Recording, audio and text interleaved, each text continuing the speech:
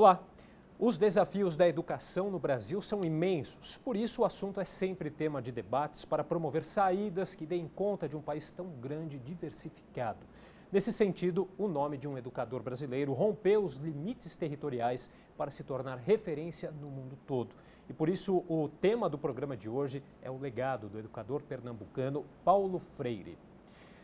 Paulo Freire é o terceiro pensador mais citado do mundo em universidades da área de humanas, de acordo com um levantamento feito pela Escola de Economia de Londres. Bom, e aqui comigo para debater o legado de Paulo Freire e os desafios da educação no Brasil estão o vereador do PSOL, Toninho Vespoli, a docente da Faculdade de Educação da Universidade de São Paulo, professora Lisete, e o professor de pós-graduação em Educação, Arte e História da Cultura da Universidade Presbiteriana Mackenzie, João Clemente de Souza Neto. Bom, queria agradecer primeiramente a participação dos nossos convidados e fazer a seguinte pergunta para vocês três. Na opinião dos senhores, por que Paulo Freire é tão criticado aqui no nosso país e tão estudado e venerado em outros lugares do mundo? Eu diria, primeiro, porque as pessoas não leem Paulo Freire. Se conhece pouco, relativamente pouco, a hora que você compara com os outros países, em primeiro lugar. E segundo, porque Paulo Freire sempre teve como uma preocupação maior os excluídos, não é? E, portanto, a sua obra, ela priorizava, em especial, a alfabetização de jovens e adultos, o que no Brasil deixou de ser tema, não é? A alfabetização no Brasil não é discussão de jovens e adultos, não é mais prioridade de atuação de nenhum governo, nem dos governos municipais, nem dos estaduais e muito menos do federal. Então, sobre esse aspecto, não é, Paulo Freire também exatamente dizia e pregava a importância, a ferramenta importantíssima, não é? Para usar um termo da modernidade, a arma que é a educação e a alfabetização, exatamente para ele enfrentar a vida e conhecer melhor os problemas da cidade e do mundo. Né? Vereador. Então, eu acho que há uma perseguição por aqueles que lutam na cidade de São Paulo, no Brasil. E queira ou não queira, os servidores de educação hoje já demonstraram aqui contra o governo, né, com a luta contra o Sampaprev, que tem disposição de luta. E você pegar alguns símbolos importantes da educação, eu acho que estigmatizar esses símbolos, já como, olha, esquerdista ou coisa do tipo, né, isso é um jeito de você rebaixar a discussão e já colocar uma marca, não só no Paulo Freire, mas em todos os educadores, né. Então, eu acho que quando eles fazem isso, é uma coisa premeditada, igual a professora Elisete falou. Aí você vai perguntar para essas pessoas, mas você leu algum livro do Paulo Freire? Não, mas então por que você está debatendo tanto Paulo Freire como fosse um conhecedor? Quer dizer, não conhecem nada, ficam só estigmatizando, porque há uma luta ideológica muito forte na sociedade hoje. Professor João. Eu acho que, em primeiro lugar, como a professora Elisete colocou, as pessoas conhecem muito pouco a obra do Paulo Freire. A segunda questão é que o Paulo Freire tinha um grande sonho, ele tinha um projeto de sociedade muito importante. E você tem um grupo que reage contra. E esse grupo que reage contra quer desconstruir. Por quê? Porque, de um ponto de vista, esse grupo quer continuar mantendo os processos e as relações de opressão. Então, você tem uma pessoa que é alfabetizada, escutar a voz do oprimido, ter um projeto político onde as pessoas não sejam mais oprimidas, que você combate as formas de exploração, as formas de dominação, o grupo que quer dominar, ele vai reagir de uma forma violenta e vai tentar impedir qualquer tipo de leitura ou de reflexão. Ora, quem está no poder, quem tem aí o domínio do poder, o poder econômico, o poder político, tem medo que aquele que vive, que está no espaço de exclusão, de marginalização, ou como diria o Paulo Freire, os esfarrapados, esses aí, quem está no poder tem medo que essas pessoas comecem a refletir, porque tomam uma consciência e quer mudar essa situação.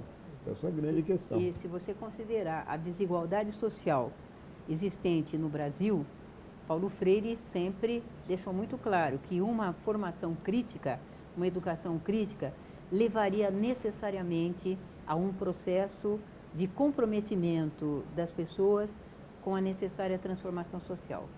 E isto é apavorante para certos grupos. Né?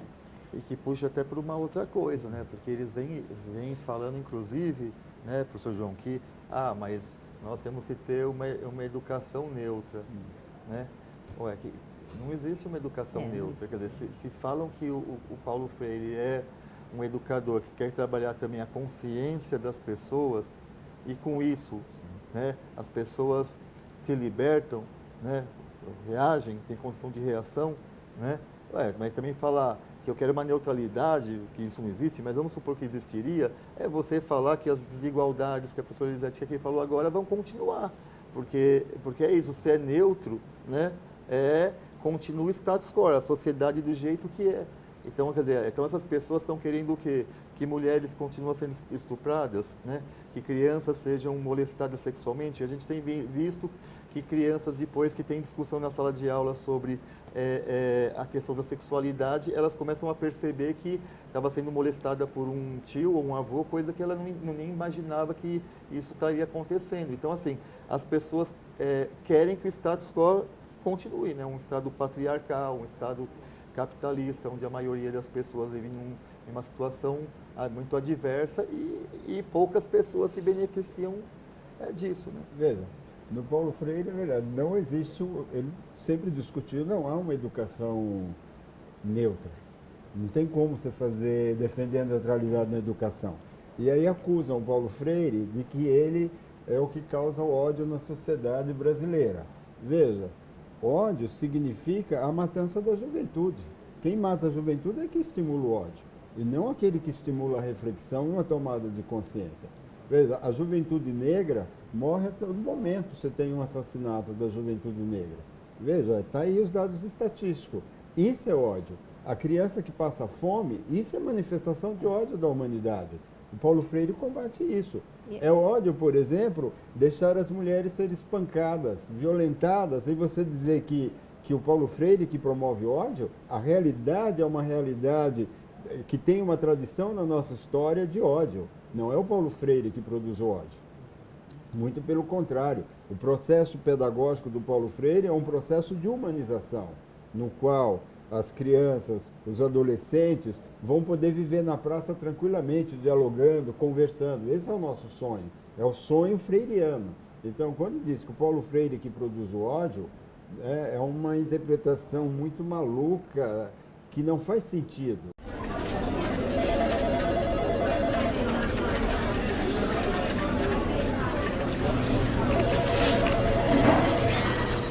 É uma distorção proposital, porque você veja, em todo o livro do Paulo Freire, tá aí, não foram poucos, está muito claro que educação, o processo pedagógico é um processo político. Ele usa essa palavra para dizer, político não quer dizer político partidário, quer dizer o seguinte, o professor faz escolhas e todo o processo de formação, seja em casa, seja na igreja, seja numa associação, seja no clube de futebol, tá certo? Aonde for, ele efetivamente tem escolhas. E, obviamente, a educação em si é um processo formal no qual nós, professores e professoras, temos, sim, opções de vida, né? Opções de prioridade. Quando eu digo para um aluno, olha, assista tal filme, leia tal livro, etc., eu estou, mesmo que eu não queira admitir, eu estou realmente dizendo e traduzindo uma visão de mundo.